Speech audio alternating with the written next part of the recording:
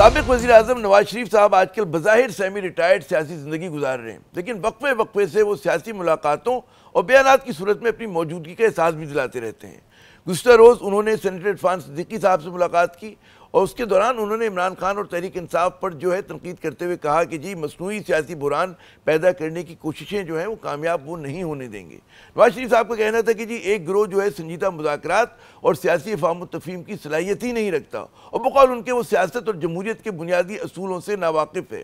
نواز شریف صاحب کا یہ بھی کہنا تھا کہ اب لانگ مارچ، دھرنوں اور تشدد احتجاج کی اجازت نہیں دی جائے گی۔ نواز شریف صاحب کی تحریک انصاف پر تنقید پر تعجب ہمیں نہیں ہونا چاہیے۔ ان کی صاحبزادی یعنی کہ وزیر اعلیٰ پنجاب مریم نواز صاحبہ، برادر خرد وزیر اعظم شہباز شریف صاحب اور ان کی جماعت اس کے جتنے بڑے رہنما ہیں، عمران خان اور تحریک انصاف پر تنقید کا کوئی موقع ہاتھ سے نہیں جانے دیتے۔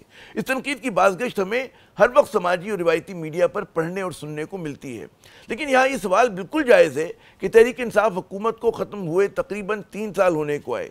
کیا وجہ ہے کہ نون لیگ اور اس کے رہنما ان کی صبح کا آغاز تحریک انصاف پہ تنقید سے ہوتا ہے اور رات کا اختتام بھی اسی تنقید پر ہوتا ہے؟ آخر ایسی جماعت جس کی مرکزی قیادت کے اہم ترین رہنما یعنی کہ تحریک انصاف کی میں بات کر رہا ہوں، وہ جیل میں ہوں، جو معمول کا جلسہ جلوس اور دیگر سیاسی سرگرمیاں کرنے کی بھی قابل نہ ہو، خصوصاً پنجاب میں جو بقول نون لیگ کے اتنی غیر مقبول ہو گئی ہو، جیسے کہ یہ لوگ دعویٰ کرتے ہیں کہ جی عوام نے انہیں رد کر دیا ہے، اس کے خلاف صبح و شام جب آپ تنقید کرتے ہیں تو اس کی کیا اہمیت میں اضافہ نہیں کرتے؟ حکومت اور حکمران جماعت کے اہم ترین ناموں کے ایجنڈے پر دوسرے اہم نکات نیچے اور تحریک انصاف اتنی اوپر کیوں ہے؟ آج کے پروگرام میں ہم اس اہم سوال کا جواب حاصل کرنے کی کوشش کریں گے۔ دوسری جانب تحریک انصاف میں بھی سب اچھا ہے کی رپورٹ نہیں ہے۔ ذرائع کے مطابق شیر افضل مروت کو پارٹی سے نکالنے کے فیصلے پر P T I Khyber Pakhtunkhwa کے کئی اہم نام وہ ناخوش ہیں۔ کیا اس فیصلے پر نظر ثانی کا امکان ہے؟ پی ٹی آئی کے بعد از رمضان احتجاج کی کیا تیاریاں ہیں؟ حزب اختلاف کا بڑا اتحاد بنانے کی کوششوں کی کیا صورتحال ہے؟ یہ سوال بھی آج ہم زیر بحث لائیں گے۔ سیاست کی دھما چوکڑیاں اپنی جگہ، اعلیٰ عدلیہ میں بھی بے چینی بدستور موجود ہے۔ اسلام آباد ہائی کورٹ کے 5 ججز نے سپریم کورٹ میں یہ درخواست دی ہے کہ جی جسٹس سرفراز ڈوگر کو بطور چیف جسٹس کام کرنے سے روکا جائے، یعنی انہوں نے ڈوگر صاحب کو جس متنازع طریقے سے اسلام آباد ہائی کورٹ کا سینئر ترین جج بنایا گیا ہے اسے سپریم کورٹ میں چیلنج کر دیا ہے۔ ان 5 ججز نے موقف اختیار کیا کہ جی صدر کے وہ ججز کے تبادلے کا لامحدود اختیارات انہیں حاصل نہیں ہیں، اور مفاد عامہ کے بغیر ہائی کورٹ کے ججز کا تبادلہ نہیں کیا جا سکتا۔ یہ اعتراض صرف اسلام آباد کورٹ کے ججز کو ہی نہیں بلکہ پاکستان کے بہت سے چوٹی کے وکلاء بھی ڈوگر صاحب کی متنازع تعیناتی کے خلاف مسلسل بول رہے ہیں۔ ان کا کہنا ہے کہ جی ایک ہائی کورٹ سے دوسری ہائی کورٹ میں تبادلے کے بعد جج کے لیے نیا حلف لینا ضروری ہوتا ہے۔ ان کا یہ بھی کہنا ہے کہ جی 26ویں آئینی ترمیم کا مقصد ہی یہی تھا کہ حکومت اعلیٰ عدلیہ کی خود مختاری اور غیر جانبداری کو ختم کر کے انہیں اپنے منظور نظر ججز سے بھر دے، یعنی کہ پاکستان میں جن معاملات پر پہلے تنازع نہیں ہوا کرتا تھا آج نون لیگ کے دور میں وہاں پر بھی تنازع کھڑے ہو گئے ہیں۔ دوسری طرف ہم دیکھتے ہیں کہ جی جسٹس جمال مندوخیل صاحب نے سیولین ٹرائل کے اہم ترین مقدمے میں سوال اٹھایا ہے کہ کیا ایگزیکٹو کے ماتحت فورسز عدالتی اختیار کا استعمال کر سکتی ہیں۔ اس مقدمے کی سماعت 24 فروری تک ملتوی کر دی گئی ہے۔ دوسری جانب توہین مریم نواز کے سلسلے میں متنازع پیکا قانون کا کلہاڑا وہ چلنے لگا ہے۔ F I A cyber crime نے مریم نواز اور ان کی حکومت پہ تنقید کرنے، ان کا مذاق اڑانے کے الزام میں پچھلے 12 گھنٹوں میں مزید 14 مقدمات وہ درج کر لی ہیں۔ پولیس رائے کے مطابق گجرانوالہ سے 2 ملزمان بھی گرفتار ہوئے ہیں۔ ایک طرف حکومت اپنے اوپر تنقید کرنے والی ہر آواز کو دبانے کے لیے کوشاں ہے تو دوسری جانب متنازع پیکا قانون کے خلاف کراچی یونین آف جرنلسٹ وہ سندھ ہائی کورٹ پہنچ گئی ہے۔ صحافتی تنظیم نے موقف اختیار کیا ہے کہ جی پیکا قانون آزادی اظہار اور آزادی رائے پہ حملہ ہے اور اسلامی قوانین کے منافی ہے۔ عدالت نے وفاق، وزارت قانون اور وزارت اطلاعات کو نوٹس جاری کر دیے ہیں۔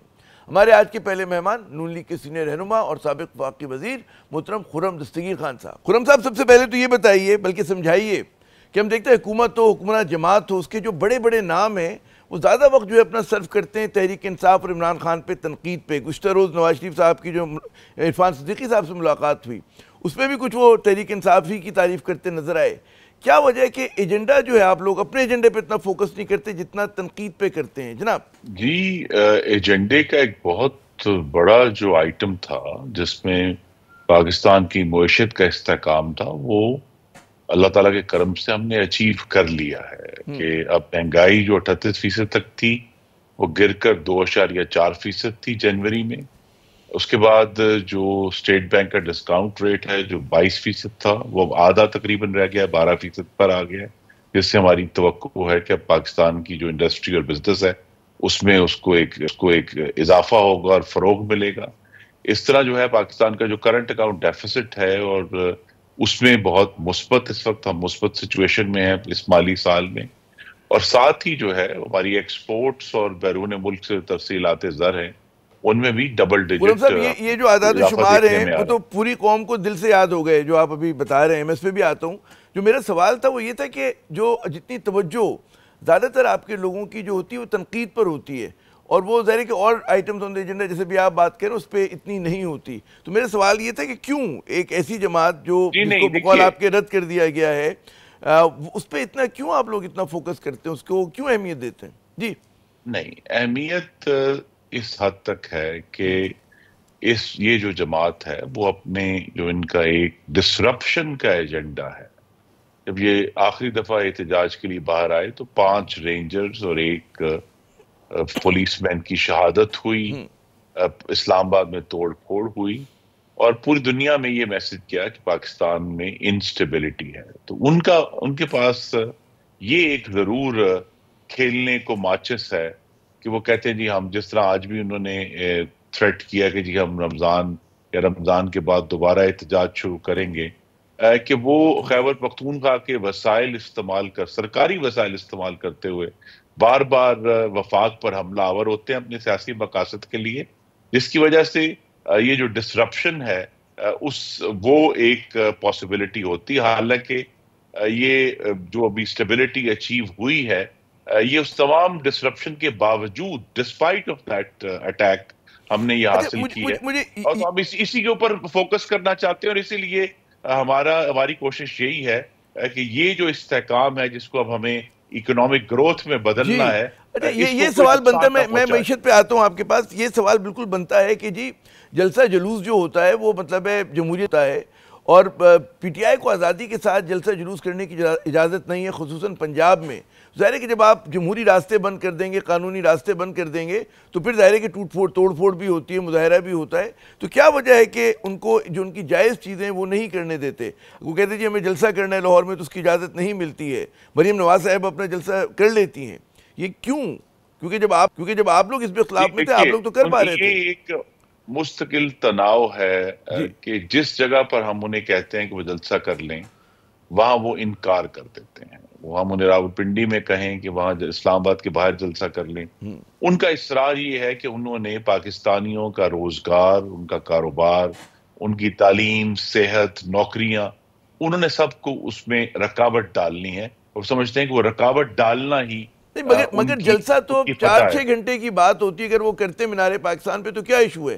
ابھی جو آپ لوگوں نے جو مطلب ہے نومبر میں احتجاج ہو رہا تھا تو اس میں سڑکیں تو آپ لوگوں نے بند کی تھی، حکومت نے پہلے بند کی تھی، انہوں نے تو بعد میں نکلے وہ نہیں لوگ۔ تو جی اگر وہ ہم نے ان کو جو آفر کی تھی کہ وہ سنگجانی میں جلسہ کر لیتے، اور تحریک انصاف کے ایک سیکشن نے اس کے اوپر اپنی ایگریمنٹ بھی کیا تھا، تو وہ سارا معاملہ جو ہے اس حد تک نہیں پہنچنا تھا کہ ہمیں جو ہے وہ 5 رینجرز اور ایک پولیس مین کے جنازے دیکھنے پڑتے۔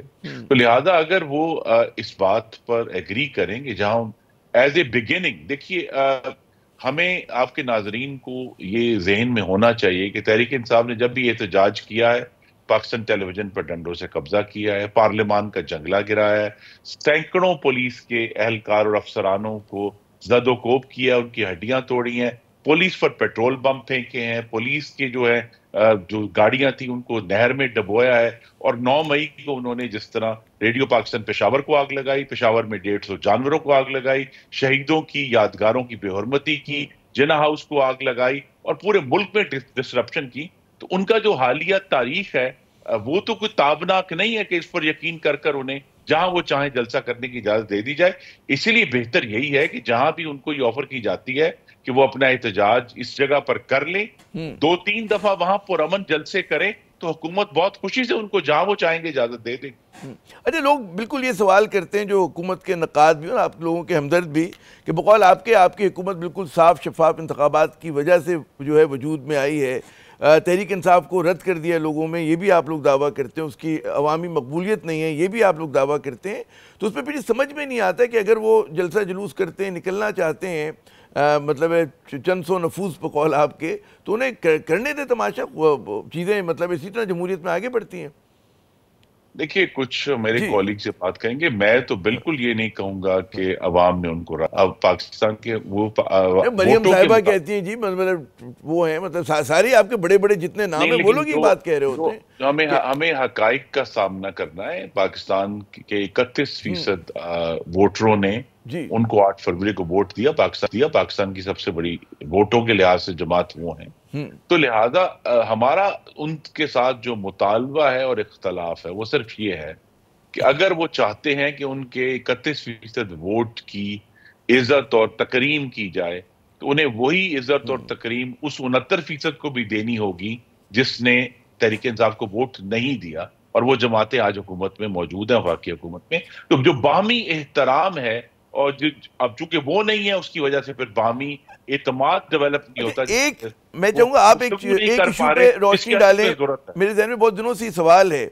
ایک وہ این جی او ہے پتن، اس کی رپورٹ آئی ہے، اور میں نے ان سے پوچھا بھی پتن کے جو سربراہ تھے سرور باری صاحب سے کہ جب آپ یہ کہتے ہیں جی فلاں فلاں جو ہیں اس میں کانسٹیٹوئنسیز میں جو ہے بے ایمانی ہوئی ہے، اور پروونس کے اندر جو سیٹ پہ 40,000 اگر ووٹ ڈلے ہیں تو این اے پہ وہاں پہ 1 لاکھ پڑے ہوئے ہیں، اور انہوں نے کہا جی بڑے بڑے نام جو ہیں وہ ہار گئے تھے الیکشن.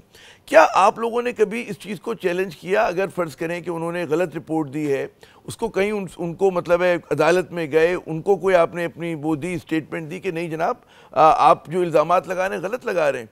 کیا وجہ ہے کہ جب دیکھیے الیکشن کو چیلنج کرنے کا، اور یہ تمام جماعتوں پر برابر اطلاق ہوتا ہے قانون کا. الیکشن کو چیلنج کرنے کی صرف ایک جگہ ہے، وہ ہے الیکشن ٹرائیبیونل، جس میں مثلا میں بھی اس وقت الیکشن ٹرائیبیونل میں ہوں اپنے الیکشن کے کنڈکٹ کے خلاف. تو یہ کہنا کہ جی ہم ایک کلیکٹیو کوئی اس کے اوپر انالیسس کر پائیں گے، وہ تو ممکن نہیں ہے. یہ تو حلقہ وائز ہی انہوں نے الیکشن کو ریویو کیا نا، تو حکومت کی طرف سے اس کا کوئی جواب نہیں آتا. جب وہ کہتے ہیں جی نواز شریف صاحب اپنے حلقے میں ہار گئے تھے، مریم صاحبہ ہار گئی تھی، تو میں دیکھ رہا ہوں نون لیگ کی طرف سے کوئی رد عمل نہیں آ رہا اس پہ. بھئی اگر لائبل کیس کریں، ڈیفیمیشن کیس کریں. جی نون لیگ کا رد عمل یہ ہے کہ اگر ان صاحب نے جن کو یہ ان کو گریونس ہیں، اگر تو الیکشن ٹرائیبیونل میں وہ گئے ہوئے ہیں اور غالباً گئے ہوئے ہیں، تو ہم اس کا عدالت میں مقابلہ کر رہے ہیں اور کرتے رہیں گے. اور اسی طرح تمام دیکھیے یہ جو ان کا دعویٰ ہے، میں پتن کی تو بات نہیں کروں گا، تحریک انصاف کہتے ہیں جی 180 سیٹیں تھیں، پٹیشن صرف 31 ہوئی ہیں، تو پھر لہذا ان کے جو دعووں کے پیچھے وہ قانونی فورس نہیں ہے. اور دوسری بات یہ ہے کہ عامر صاحب، یہ چاہے 8 فروری کا الیکشن ہو، چاہے 26 نومبر ہو، تحریک انصاف جو ہے وہ کسی بھی طرح جو ان کے الزامات ہیں ان کے حق میں ٹھوس ثبوت اور شواہد لانے میں مکمل طور پر ناکام ہے. یعنی یہاں تک کہ انہوں نے جو آئی ایم ایف کو ڈوسیئر دیا، جو کہ نہیں دینا چاہیے تھا، لیکن اس ڈوسیئر میں بھی پتن کی رپورٹ لگی ہوئی ہے. ان کے اپنے الزامات کی سپورٹ میں ان کے پاس کچھ کہنے کو نہیں. اچھا، یہ جو آپ نے خود الزامات کی بات کی، ہم دیکھ رہے ہیں کہ بیرون ملک اس طرح کا وہ ہوتا ہے نا کہ ایکو آ رہا ہے. امریکی کانگریس مین ہیں، وہ لوگ کہہ رہے ہیں جی پاکستان میں جو ہے ایک مطلب ہے انسانی حقوق پامال ہو رہے ہیں، اور جناب جمہوریت جو ہے وہ بالکل برائے نام ہے. بڑے بڑے ان کے جو نام ہیں کانگریس مین، وہ اس کے اوپر سٹیٹمنٹس دے رہے ہیں. کس نظر سے دیکھ رہے ہیں کہ جو 2 ایشوز اٹھا رہے ہیں؟ جی آزادی اظہار پہ پابندی کا بھی ایک ایشو اٹھا ہوا ہے. تو یہ کیا اس پہ رد عمل ہے آپ لوگوں کا؟ آپ لوگ کیا وہاں پر بات چیت کر رہے ہیں، پاکستان کا موقف سمجھا رہے ہیں؟ جی کہ وہ امریکی کانگریس جس نے بے حسی سے 50,000 سے زائد فلسطینیوں کا قتل ہوتے ہوئے دیکھا ہے، اس کی انسانی حقوق کے بارے میں کوئی بھی سٹیٹمنٹ قابل قبول نہیں. مگر میرا ایک سوال ہے کہ وہ آپ بالکل درست کہہ رہے ہیں کہ انہوں نے فلسطین کے مسئلے پہ بالکل مجرمانہ قسم کی خاموشی، بلکہ سپورٹ کیا انہوں نے. لیکن ظاہر ہے کہ اس کا جو ہے جواب یہ نہیں ہو سکتا کہ جی اس کو کیونکہ اگنور کر دیا تو پاکستان میں جو کچھ ہو رہا ہے اس کو بھی اگنور کر دیں. بعض اوقات یہ ہوتا ہے کوئی پریٹیکسٹ آپ کا استعمال کر کے، جواز استعمال کر کے وہ کوئی آپ کے خلاف پابندی لگا سکتے ہیں، کوئی کارروائی کر سکتے ہیں. مطلب ایک ایکٹ آ رہا ہے، پاکستان ڈیموکریٹک ایکٹ آ رہا ہے، وہاں پر میگنیٹسی ایکٹ ہے وہاں پر پہلے سے. جی وہاں فنڈ ریزنگ کے بعد جو اب لابنگ ہو رہی ہے جی مختلف کانگریس مین سے، تو یہ ضرور حکومت کا فرض ہے کہ وہ واشنگٹن میں اپنی جو سفارتکاری ہے اس کو متحرک کریں اور تخلیقی طریقوں سے، غیر روایتی طریقوں سے نہ صرف کیپٹل ہل میں بلکہ وائٹ ہاؤس میں، اسٹیٹ ڈپارٹمنٹ میں اپنا جو موقف ہے اس کو پہنچائیں. تو یہ اس کی بہت ضرورت ہے، کیونکہ ٹرمپ ایڈمنسٹریشن میں جو روایتی سفارتکاری ہے کہ جی ڈے مارچ ہوگا، آپ خط لکھیں گے، اس کا جواب آئے گا، وہ تو مکمل طور پر اب متروک ہو چکی ہے. تو لہذا اس پہ ہمیں جو ہے حکومت کو بہت سارے مختلف نئے طریقوں سے واشنگٹن کو اپروچ کرنا پڑے گا، کیونکہ 2021 میں امریکہ کے میں یہ سمجھوں کہ ابھی کے بعد جو ہے فی الحال پاکستان امریکہ کا جو ایکچوئل انٹرسٹ ہے پاکستان میں وہ تقریباً نہ ہونے کے برابر ہے. پاکستان کی جو آپ کا، میں اگر آپ کی گفتگو سے مطلب میں عرض کر رہا ہوں کہ پاکستان کی سفارتکاری اس طرح سے نہیں ہو رہی جس طرح سے ہونی چاہیے، اور مطلب ہے جو ہمارا فورن آفس ہے جو اس کو لوگ چلا رہے ہیں وہ اپنا مطلب ہے فرائض صحیح طرح سے انجام نہیں دے پا رہے کہ پاکستان کا کیس وہ اچھی طرح سے لڑیں.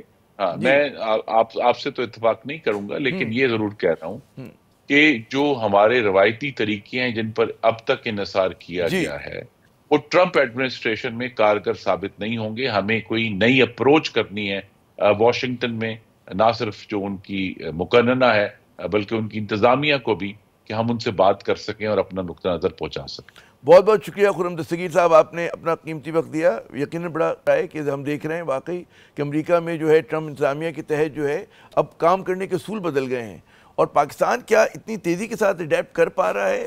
لگ یہ رہا ہے کہ نہیں کر پا رہا. اور اسی لیے آپ دیکھیں کہ بیانیے کی لڑائی میں، چاہے وہ اندرون ملک ہو چاہے بیرون ملک ہو، اس میں پاکستان جو ہے وہ ریسیونگ اینڈ پر ہے، اور پاکستان سے زیادہ یہ حکومت جو ہے وہ ریسیونگ اینڈ پہ ہے. یہاں پہ ایک وقفہ لیتے ہیں، وقفے کے بعد جب دوبارہ حاضر ہوتے ہیں پاکستان تحریک انصاف کے ایک رہنما ہمارے ساتھ ہوں گے، ان سے بات کرتے ہیں کہ ان کے کیا ارادے ہیں، خود پارٹی میں ان کے جو ڈویژن ہے، جو ایک اختلافات ہیں اس پر کیا کہہ رہے ہیں، اور ان کی کیا تیاریاں ہیں رمضان کے بعد جو ہے جو احتجاج کے کال دے رہے ہیں. ہمارے ساتھ رہیے گا. تحریک انصاف جو ہے وہ بعد از رمضان احتجاج کی تیاریوں میں ہے، لیکن ہم دیکھ رہے ہیں کہ جناب اس کی پارٹی میں لوگ کہتے ہیں کہ جی دھڑے بندی بھی ہے، اختلافات بھی ہیں، تو ایسے میں ایک مؤثر جو ہے احتجاج کی تحریک چلے گی تو کیسے چلے گی؟ پھر ایک دوسرا سوال ہے کہ جی پی ٹی آئی اس بات کی بھی لیے کوشش کر رہی ہے کہ کسی طرح ایک بڑا حزب اختلاف کا اتحاد بن سکے. ان کوششوں کو کیا ہوا؟ ہم ان دونوں اہم سوالوں پہ بات کریں گے. ہمارے ساتھ موجود ہیں تحریک انصاف کے سینئر رہنما محترم رؤف حسن صاحب. رؤف صاحب بہت بہت شکریہ اپنا قیمتی وقت دینے کا. بات کرتے ہیں جی میں بہت شکریہ اپنا قیمتی وقت دینے کا. بات شروع کرتے ہیں شیر افضل مروت والے جو پارٹی سے آپ لوگوں نے نکالا. وہ کہتے ہیں کہ جب پارٹی بحالت جنگ ہو تو بہت زیادہ سخت قسم کے سٹانس نہیں لیے جاتے، لوگوں کو پارٹی سے نکالا نہیں جاتا. آپ کے ایم این اے ہیں وہ. اور مجھے یہ بھی میری جو بات ہوئی کچھ بیک گراؤنڈ اور آپ کے لوگوں سے، کے پی سے تعلق رکھنے والے لاء میکر سے، تو کوئی اتنا مقبول فیصلہ بھی نہیں ہے وہ. بہت سارے لوگوں کے دلوں میں بہت ہمدردی ہے شیر افضل مروت صاحب کے لیے. یہ میں مثال کے طور پہ شروع کر رہا ہوں تاکہ ہم اس ڈسکشن میں آ سکیں جو میں نے تمہید باندھی تھی. تو کیا وجہ ہوئی کہ اتنا ڈریسٹک قسم کا، اتنا ایکسٹریم جو ہے ایک ایم این اے کو آپ لوگوں نے پارٹی سے نکال دیا؟ جی تھینک یو عامر. دیکھیے آپ بھول رہے ہیں کہ ان کو یہ پہلا شو کاز نوٹس نہیں تھا جس کے اختتام کے اوپر ان کو پارٹی سے نکالا گیا. اس سے پہلے بھی ان کو بہت سارے شو کاز نوٹسز ایشو کیے گئے تھے. ان کو سی سی سے بے دخل کیا گیا تھا، پولیٹیکل کمیٹی سے بے دخل کیا گیا تھا، ان کے پاس پارٹی کا عہدہ تھا وہ ان سے لیا گیا تھا. تو یہ مختلف اوقات میں کوشش کی جاتی رہی ہے پارٹی کے اندر کہ یہ سدھر جائیں، اور یہ جو پارٹی کے اندر کے اختلافات جو ہے وہ پبلک فورمز کے اوپر جا کے ڈسکس کرنا چھوڑ دیں، اور پارٹی کے عہدیداران کے بارے میں اور پارٹی کے اور اراکین کے بارے میں جس قسم کی گفتگو کرتے ہیں، جو زبان استعمال کرتے ہیں، وہ نہ کریں. تو یہ لیکن پوری کوشش کے باوجود ہمارے بہت سارے اور جو بڑے سینئر پارٹی کے رفقا ہیں، کارکنان ہیں، انہوں نے بھی ان کے ساتھ انگیج کیا، اور یہی کوشش ہوتی رہی تقریباً 1 سال سے کہ یہ کام ختم ہو جائے اور معاملات ٹھیک ہو جائیں.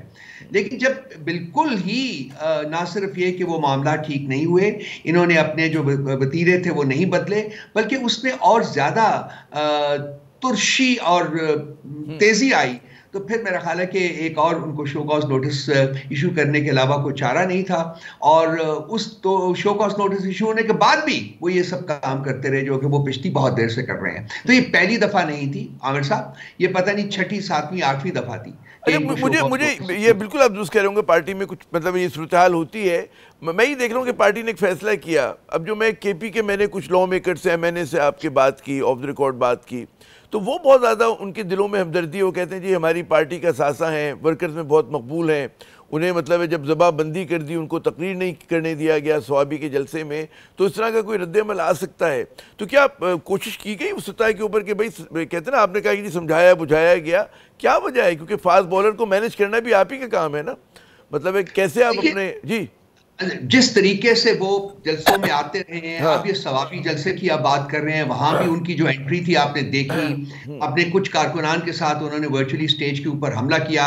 اس وقت سلمان اکرم راجہ صاحب تقریر کر رہے تھے, ان سے انہوں نے مائک چھین لیا اور خود بولنا شروع کر دیا. تو یہ چیزیں نہیں چلتی پولیٹیکل پارٹی میں. ایک بیسک ڈسپلن ہوتا ہے میرے بھائی, جس کو فالو کرنا پڑتا ہے. ہماری سب کی مختلف آراء ہو سکتی ہیں, اور پاکستان تحریک انصاف جیسی بڑی پارٹی میں, پاکستان کی سب سے بڑی اور سب سے پاپولر جماعت جو ہے, اس میں آراء ہونا ایک نارمل بات ہے.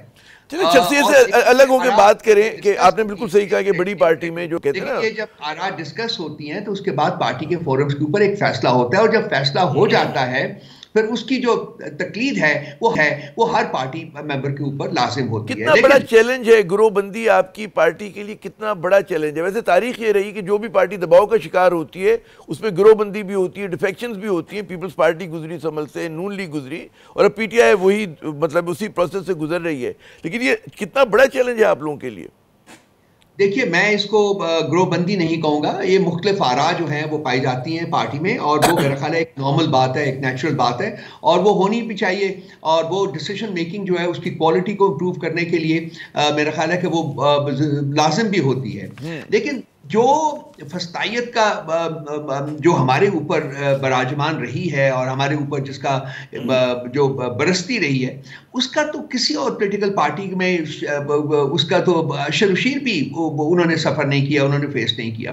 اور پرابلم یہ ہے کہ فرسٹریشن یہی ہے کہ اب یہ مختلف ہتھکنڈے استعمال کرنے کے باوجود جو ہے پارٹی وہ مضبوط سے مضبوط تر ہو رہی ہے. تو اب انہوں نے اپنے ٹاؤٹس چھوڑے ہیں پارٹی کے اندر, اور وہ آ کے ایک ایجنڈا جو ہے اس کو پروموٹ کر کے پارٹی کے اندر disunity and disharmony create کرنے کی کوشش کر رہے ہیں. اور پارٹی کو کسی نہ کسی سٹیج کے اوپر ایک ڈسپلنری ایکشن جو ہے وہ لینا پڑتا ہے, اور میرا خیال ہے وہ سٹیج آ گئی ہے کہ پی ٹی آئی جو ہے وہ پارٹی کے اندر ڈسپلن جو ہے اس کو قائم کرے. مجھے بڑا وہ اچھا لگا آپ نے کہا کچھ ٹاؤٹس آ گئے ہیں. اب یہ میں دیکھ رہا ہوں کہ پی ٹی آئی میں مسلسل دو طرح کے نیریٹو ہیں, کوئی کسی کو بھگوڑا کہہ رہا ہے, کوئی کسی کو ٹاؤٹ کہہ رہا ہے, اور یہ دونوں جو مطلب مخالفین ہیں ایک دوسرے کے, یہ سب ایک بات کہتے ہیں جی ہم عمران خان کے وفادار ہیں, ان کے جانثار ہیں. تو آئرنی نہیں دیکھ رہے آپ, کیونکہ آپ تو ادب کے بھی آدمی ہیں, تو اس میں جو آئرنی نظر آ رہی ہے. جی یہ جو لوگ عمران خان کے وفادار ہیں نا سر, وہ اس قسم کی حرکات نہیں کرتے, وہ خان صاحب کے ساتھ ٹکے ہوئے ہیں. یہ وہ لوگ ہیں جو کہ پارٹی سے نکالے جا چکے ہوئے ہیں اور وہ پارٹی کے وفادار بننے کی کوشش کر رہے ہیں. ان کی قبولیت ہی کوئی نہیں ہے, اور وہ ایک ایجنڈا کے اوپر کام کر رہے ہیں. وہ پارٹی کی لیڈرشپ کو, پارٹی کے کارکنان کو وہ حد پہ تنقید بنا رہے ہیں بغیر لگ گفتگو کے, لگ قسم کے ایلیگیشنز لگا کے. ان کو کیا کہا جائے, کس نام سے پکارا جائے ان کو؟ اب یہ پارٹی کے اندر جو انہوں نے یہ بندے چھوڑے ہیں تاکہ پارٹی کے اندر ایک ڈس یونٹی اور ڈس ہارمنی کریٹ کی جائے. روز صاحب یہ کسی طرح کا دھچکا ہے آپ کے پارٹی کے لیے کہ جیسے فرض کریں میں آج آپ ہمارے پروگرام میں مہمان ہیں, ہم نے اتنا وقت جو ہے پارٹی کے اختلافات پہ صرف کر دیا آپ کے, بجائے اس کے کہ مطلب ہے حکومت کی بات ہوتی ہے اور پاکستان کے بڑے بڑے اور ایشوز ہیں. تو یہ ایک طرح سے مطلب دھچکا ہے پی ٹی آئی کے لیے کہ جناب اب نیریٹو حکومت تو خوش ہوگی کہ جناب حکومت نہیں ڈسکس ہو رہی بلکہ پی ٹی آئی کے اختلافات جو ہیں ان پر بات ہو رہی ہے. جی دیکھیے یہ ایجنڈا آئٹم ہے, اور اسی لیے میں عرض کر رہا ہوں کہ یہ آپ کا آپشن ہے, آپ کی چوائس ہے کہ آپ اس کو ڈسکس کرتے ہیں. میں تو اس کو ڈسکشن کے قابل بھی نہیں سمجھتا. یہ کوئی چیز ہی نہیں ہے. پارٹی اتنی بڑی ہے کہ یہ 2-4 ٹاؤٹس جو ہیں یہ پارٹی کو کچھ نہیں کر سکتے, یہ لگے رہے. اچھا چلیں ایک اور ایشو پہ آتے ہیں, اور وہ بھی بہت ہی اہم ہے کہ آپ لوگوں کی طرف سے جو کوششیں ہو رہی ہیں ایک بڑا حزب اختلاف کا اتحاد بنانے کی, اس کا کیا اسٹیٹس ہے, کہاں تک معاملہ پہنچا؟ اگر ہم فیصد میں بات کریں 50%, 70%, 80%, کہاں کھڑے ہوئے آپ لوگ؟ عامر دیکھیے کچھ دن پہلے, کچھ 7-8-10 دن پہلے ایک میٹنگ ہوئی تھی جس میں کہ مولانا فضل الرحمان صاحب بھی شریک تھے اور باقی لوگ بھی شریک تھے. تو ایک پوائنٹ ایجنڈا کے اوپر کنسنسس ہوا تھا, اور اس کے بعد ایک پریس کانفرنس بھی کی تھی جس میں مولانا صاحب نے بھی خطاب کیا تھا, باقی لوگوں نے بھی خطاب کیا تھا. اور وہ پوائنٹ تھا کہ پاکستان میں آئین بحال ہونا چاہیے اور ملک میں فوری آزادانہ منصفانہ انتخابات ہونے چاہیے. اس اس پوائنٹ تک تو کنسنسس ہو چکا ہوا ہے ان تمام پولیٹیکل پارٹیز کے درمیان جو کہ اس دن اس میٹنگ میں شامل تھے. اس کے بعد ہم نے ان تمام پولیٹیکل پارٹیز سے رابطہ کرنے کی ٹھانی جو کہ حکومتی اتحاد میں شامل نہیں ہے. اس سلسلے میں بہت سے لوگوں سے رابطہ ہو چکا ہوا ہے. ایک وفد ہمارا جو ہے وہ کراچی بھی جا رہا ہے, سندھ بھی جا رہے ہیں, اور وہاں کی پولیٹیکل پارٹی سے بھی رابطہ کرے گا. اور اس کے بعد hopefully during the month of Ramzan انشاءاللہ تعالی یہ جو اتحاد ہے یہ بن جائے گا. اور عید کے بعد خان صاحب نے کال دی ہے کہ جی ہم پورے ملک میں پرامن احتجاج کریں گے. تو ایک کوشش یہی ہے کہ جی تمام لوگوں کو ایک پوائنٹ ایجنڈا کے اوپر متحد کیا جائے تاکہ پاکستان میں ایک پرامن سیاسی تحریک جو ہے وہ لانچ کی جا سکے. اچھا, ایک تو آپ لوگوں کا بنا ہوا اتحاد, وہ اسی اتحاد میں شامل ہوں گے, اتحاد بنانے کی کوشش کر رہے ہیں, وہ کسی نئے نام سے سامنے آئے گا؟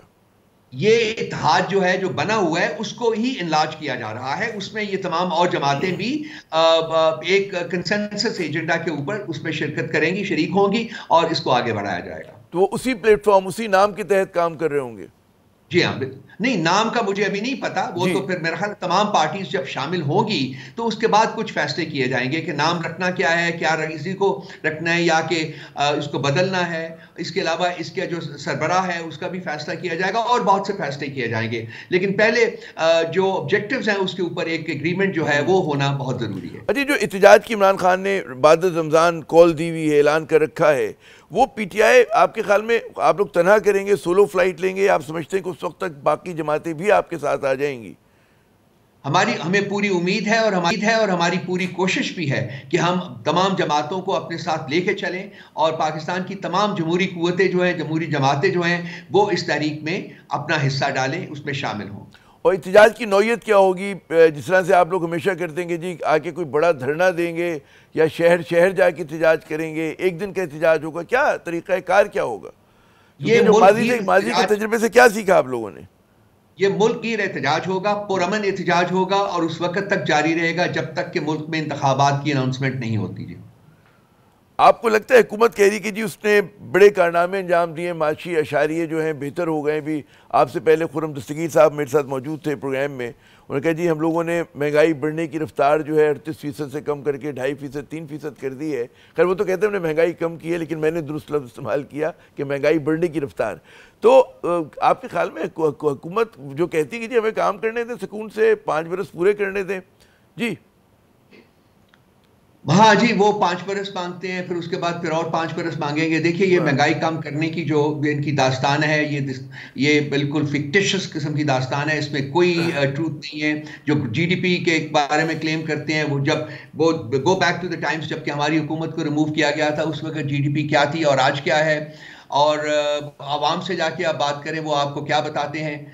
یہ ایک شریف حکومت کا ہمیشہ سے وتیرہ رہا ہوا ہے کہ یہ جھوٹ بولتے ہیں اور بے انتہا جھوٹ بولتے ہیں, اور ایسا لگتا ہے کہ جی اس جھوٹ میں سچ کا جو ہے وہ جاتا ہے. یہ ان کو میں بہت قریب سے جانتا ہوں بھائی. یہ جھوٹ نواز شریف نے صاحب نے کل ملاقات کی عرفان صدیقی سے, بڑا انہوں نے بابانگ دہل کہا کہ جی ہم اجازت نہیں دیں گے شرپسندی کی, ہم احتجاج کی اجازت نہیں دیں گے, ہم دھرنے سے معیشت کو خراب کرنے کی اجازت نہیں دیں گے. جی اپنا آئین بدل دینا جی. پہلے ان کو چاہیے کہ جس طریقے سے انہوں نے 26ویں کانسٹیٹیوشنل امینڈمنٹ پاس کی ہے, اسی طرح سے ایک امینڈمنٹ کر کے اس کو آئین کو بھی تبدیل کر دیں, اور اس میں پیسفل پروٹیسٹ وغیرہ کا جو ایک ایلیمنٹ ہے وہ نکال دیں. جب تک وہ آئین میں موجود ہے بھائی وہ ہمارا رائٹ ہے. ان کو آپ کا مشورہ اچھا لگا, انہوں نے کر دیا تو کیا ہوگا بھائی؟ پی کا قانون پاس ہو گیا, انہوں نے 26ویں ترمیم کر دی, اپنی مطلب ہے مرضی کے تبادلے کر رہے ہیں, ججز اپوائنٹ ہو رہے ہیں, تو آپ نے جو گراں قدر مشورہ دیا انہوں نے مان لیا تو کیا ہوگا؟ سوچا آپ نے؟ مانے جی مانے. پھر اس کو کم از کم یہ نے لکھا تھا 2 ہفتے پہلے لکھا تھا کہ یہ جو لبادہ انہوں نے جمہوریت کا پہنا ہوا ہے جو کہ ان ٹیٹس ہے, جو کہ پھٹ چکا ہوا ہے, اور اس کے اندر جو حقیقت ہے وہ آشکار ہو چکی ہوئی ہے, نہ صرف پاکستان کے لوگوں کے اوپر بلکہ دنیا بھر کے اوپر. تو یہ پھر کم از کم جمہوریت کا لبادہ تو نہیں پہنیں گے نا, کم از کم جمہوریت کا نام تو نہیں لیں گے, کہیں گے جی ہاں ٹھیک ہے ہم وہی ہیں. درست, بہت نظر آتے ہیں. بہت بہت شکریہ رؤوف حسن صاحب, آپ نے اپنا قیمتی آپ نے رؤوف حسن صاحب کی گفتگو سنی. اتحاد بنانے کی بھی تیاریاں بڑے زور و شور سے جاری ہیں. پی ٹی آئی کا کہنا یہ ہے, اور بقول ان کے کہ جو پارٹی میں گروہ بندی ہے اس سے کوئی فرق نہیں پڑے گا. اور یہ صرف رؤوف حسن صاحب نہیں کہہ رہے, جو مطلب ہے مختلف دھڑوں کے لوگوں سے میری بات ہوئی, ان کا کہنا یہ کہ جی زیادہ تر لوگوں کی جو وفاداریاں ہیں وہ تو عمران خان صاحب کے ساتھ ہیں, اور کسی کے آنے سے اور کسی کے جانے سے جو مین اسٹریم پولیٹیکل پارٹی ہے اس پہ کوئی فرق نہیں پڑے گا. اور یہ ہم نے ماضی میں بھی دیکھا ہے کہ پاکستان پیپلز پارٹی سے ڈیفیکشن ہوئی, لیکن ظاہر ہے کہ جو اس کا مطلب ہے جو بھٹو خاندان تھا وہ پارٹی کو اسی طرح سے چلاتا رہا, لوگوں کی جو اکثریت ہے ووٹرز کی انہی کے ساتھ رہی. یہ ہم نے دیکھا نواز شریف صاحب کے ساتھ بھی ہوا. ایک وقفہ لیتے ہیں, وقفے کے بعد جب دوبارہ حاضر ہوں گے تو کچھ بات ہوگی معیشت کی. ہمارے ساتھ رہیے گا. حکومتی دعووں کی اگر بات کی جائے تو پاکستانی معیشت ترقی کی راہ پر ہے. کئی میکرو اکنامک اشارے ذرا بہتر ہوئے ہیں جن کا تذکرہ ابھی آپ خرم دستگیر صاحب کی زبانی سن بھی چکے. یعنی کہ شرح سود جو ہے وہ کم ہو گئی, مہنگائی بڑھنے کی رفتار جو ہے 38% سے گر کر 2.5-3% ہو گئی. مگر یہ سوال بالکل بنتا ہے کہ عام پاکستانی کیوں بدحال ہے؟ مقامی سرمایہ کار ابھی تک کیوں سہما ہوا ہے؟ نئی سرمایہ کاری کرنے سے بڑی حد تک گریزہ کیوں ہیں؟ پڑھے لکھے پاکستانی جو ہیں, پروفیشنل پاکستانی جو ہیں, وہ کیوں وطن چھوڑ کر جا رہے ہیں؟ ورلڈ بینک کی ایک رپورٹ کے مطابق پاکستان ایک خاموش بحران کا شکار ہے. 38% بچے اسٹنٹڈ گروتھ کے شکار ہیں, یعنی کہ وہ اپنی عمر کے لحاظ سے ذہنی اور جسمانی اعتبار سے کمزور اور پسماندہ ہیں. یہ بچے اب کبھی بھی جسمانی اور ذہنی طور پر اپنے ہم اثر بچوں کے برابر نہیں آ سکیں گے. ان کے اس نقصان کی تلافی ممکن ہی نہیں, یعنی کہ یہ پروسیس جو ہے ایریورسیبل ہے. اسی طرح ملک میں خواندگی کی غربت یعنی کہ جو لٹریسی پاورٹی ہے وہ 78% ہے. ان میں وہ بچے بھی ہیں جو کبھی بھی درسگاہ نہ جا سکے, اور وہ بچے بھی جو درسگاہ گئے لیکن اس کے باوجود ان میں لکھنے پڑھنے کی صلاحیت نہیں ہے. تصویر کا اگر ایک بھیانک رخ یہ ہے تو دوسری جانب حکومت کے تحت چلنے والے اداروں کا نقصان جو ہے گزشتہ مالی سال یعنی کہ 23-24 میں 851 بلین ریکارڈ کیا گیا ہے. اس میں قومی خزانے کو سب سے زیادہ نقصان جو ہے وہ پاور ڈسٹریبیوشن کمپنیز نے پہنچایا. عمران خان حکومت کو گئے جو ہیں وہ تقریباً 3 برس ہونے کو آئے, لیکن یہ مسئلہ جو ہے جس میں نون لیگ اور پاکستان پیپلز پارٹی کی سابقہ حکومتوں کا بڑا کلیدی کردار ہے وہ جو کا توں برقرار ہے, بلکہ اب یہ جو ہے مزید پیچیدہ اور گمبھیر ہو گیا ہے. ممبران پارلیمنٹ کی تنخواہیں اور مراج جو ہیں ضرور بڑھی, وزیروں اور مشیروں اور افسران کے جو ہیں اللے تللے بھی وہی ہیں, لیکن عام پاکستانی جو ہے وہ بھاری ٹیکسوں اور مہنگائی کے ہاتھوں جو ہے بالکل کچلا گیا ہے.